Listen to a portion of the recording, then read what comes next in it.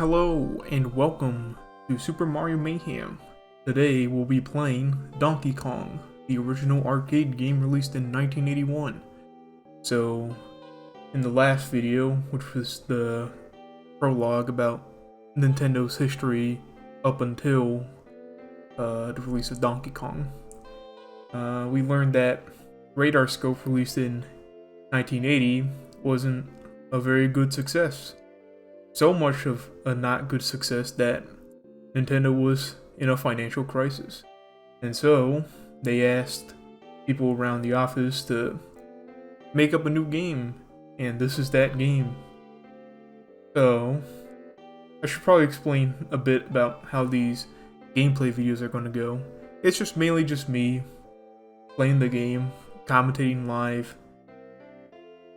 All this is through my recording software, so there will be some noise in the background. I live in like a really noisy area. I plan on moving out soon to a much more quieter area, but until then, we're just going to have to deal with this. Hopefully the background noises aren't going to be a distraction. Hopefully they don't get picked up at all. But anyways, without further delay, let's begin our journey by playing Donkey Kong. So, I have played the original Donkey Kong game.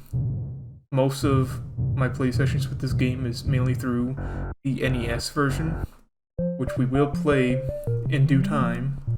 But you know, I haven't played much of the original arcade game, but I would say that my skill at the game in general is good enough. I am playing the Japanese revision of this game, which is different from the international release. The main difference between the Japanese and international release is the stage order.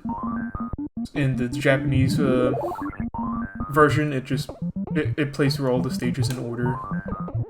The US does this weird loop where every time you loop the game, it adds one new stage. But as you can see, we just beat 25 meter. Wasn't too much of a hassle. Now we're in 50 meter. This level has quite the reputation, as in most of the ports that I will definitely be playing, cut this stage out, mainly due to limitations. One of those ports includes Nintendo's very own port for the NES, which is quite odd because I recall that the purpose of Nintendo creating the Famicom, which is the Japanese NES, was to create a near-perfect game of Donkey Kong. And so it's quite odd that they had to cut the second stage out of the game. I'm in danger. Oh, and I'm dead. Right. I've heard that Nintendo did say that the NES was designed to play a near-perfect version of Donkey Kong, so it's weird that they had to remove the second stage. But you know, no. It could just be like hardware limitations. It was 1983 when they released the system in Japan. But yeah. I should note that because this is like my first time doing something like this Let's Play style game video, I'm not really much of a commentator. Usually I just play the games without thinking about anything. Wow. This stage is really giving me trouble. And it's what, yeah, I feel like this whole episode is just gonna be me explaining about this format for most of the videos that are gonna be in this series. It's really hard for me to talk at the same time while playing the game, which is why I probably died so much. If I wasn't talking so much, I probably would have done a lot better. But you know, it's just commonplace for Let's Players. We're already at the final level, by the way, where the goal is to destroy these like little rivets in the ground. Which it almost.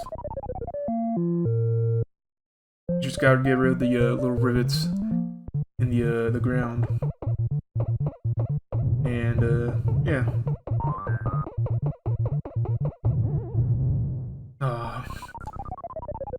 I know this stage in particular is really troublesome for some people. For me specifically, it mainly boils down to the excuse me, the behavior of the fireballs in this level. You can't really predict where they're going to go because they literally can just turn on a dime, killing you. Hopefully if I can... Oh yeah, you also have to be careful when you remove the divots, not to walk back, because it does create a hole, and because this is one of this is an arcade game, any form of fall damage will kill Mario, and hopefully I'll be able to right. There we go. We finished one loop of the game. I did mention that in the introductory video that for these types of games where there is no definitive end, that I would just keep playing until I game over. And even though that Donkey Kong is like one of the games to have a pretty infamous kill screen at like stage like 22, where the time you have to beat the stage overflows. Ooh, that was clutch. It overflows, so it doesn't give you enough time to actually reach the stage. You just randomly die in the middle of it. I don't believe I can do that with the skill I have with this game. Like, I'm not too bad, but I feel like I feel like the ease that I'm getting from this gameplay is mainly due to that I'm playing on the Japanese version, which is significantly easier because it goes through all the levels faster, so it's much more quicker to get to the final stage of a loop. Or rather, to experience everything in one loop, as opposed to doing multiple loops to experience everything in the international release. That fireball is scaring me. Right. But yeah. By the way, I hope you are prepared for a whole lot of Donkey Kong in these upcoming videos, because Donkey Kong, as the worldwide hit it is, got a whole lot of ports to home consoles and computers, and we'll be experiencing all the ones that I can like play.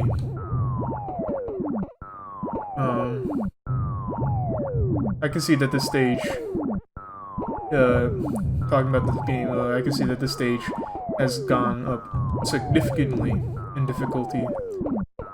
The elevators are definitely moving faster. Brains feel like they're getting deposited. Well, up there, that's it. I did change the settings of this game. I'll just put my my name in here. I did change the setting for this game to give me more lives than usual. Usually it defaults to 3 lives, but I increased it to the maximum it can do. I just mainly do that just so I can have an easier time experiencing this game, because it does get hard, because that is basically the game philosophy for pretty much every arcade game in existence, is start out easy and then just get harder and harder progressively, just so you can maximize profits, because you are like inserting quarters into these machines. But anyways, that's Donkey Kong, the original arcade game. It's a fun game. Still holds up to this day. It pioneered what would later become the platformer genre, and that's essentially it. So I hope you are ready for a whole lot of Donkey Kong action, because next time we aren't necessarily going to be playing a port of Donkey Kong, but it is something interesting, something unexpected when I conceptualize this video series.